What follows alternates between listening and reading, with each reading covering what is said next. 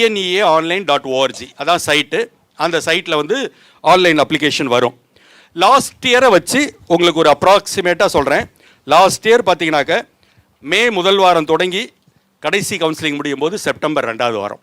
கிட்டத்தட்ட இது இன்னும் ஒரு 3 மாதம் உங்களுக்கு வெக்கேஷன் இருக்குது. நீங்கள் எங்கெங்கே போயிட்டு வரணுமோ எல்லா சொந்தக்காரங்க வீட்டுக்கு, ஃப்ரெண்ட்ஸ் வீட்டுக்கு, வீட்டுக்கு தெரியாமல் எங்கே எல்லாமே போயிட்டு வந்துருங்க. இப்போ ஸோ இந்த அப்ளிகேஷன் வந்த உடனே கிட்டத்தட்ட ஒரு 25 டேஸ்க்கு மேலே டைம் தருவாங்க ஆன்லைனில் ஃபில் பண்ணுறதுக்கு.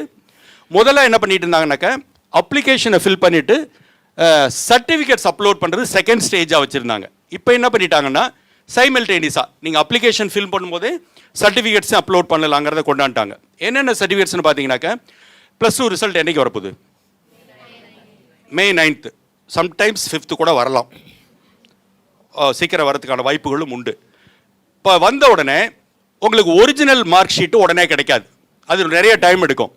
உங்கள் ஸ்கூலுக்கு போனீங்கன்னா உங்கள் பிரின்சிபால் ஆர் ஹெட் மாஸ்டர் வந்து ஒரு பிரிண்ட் அவுட் எடுத்து ஒரு சாப்பா குத்தி ஒரு பச்சைங்கல்ல சைன் போட்டு கொடுப்பார். அதுதான் ஒரிஜினல் வரைக்குமான ஒரிஜினல். இதை ஸ்கேன் பண்ணணும். அடுத்து டிசி ட்ரான்ஸ்ஃபர் சர்டிஃபிகேட் அது ரெடியாக வச்சுருப்பாங்க. இதை தவிர உங்களுக்கு ஒரு முக்கியமான தகவலை சொல்கிறேன். இந்த அப்ளிகேஷனில் ஐஎம்ஐ நம்பர்னு ஒன்று கேட்குறாங்க. சரியா? அது உங்களுக்கும் தெரியாது, எனக்கும் தெரியாது. ஸ்கூலுக்கு போகும்போது உங்களோட ஒவ்வொரு கேண்டிடேட்டுக்கும் தனித்தனி ஐஎம்ஐ நம்பர் அதை கேட்டு வாங்கிக்கிங்க, எழுதிக்கங்க. அது மஸ்ட்.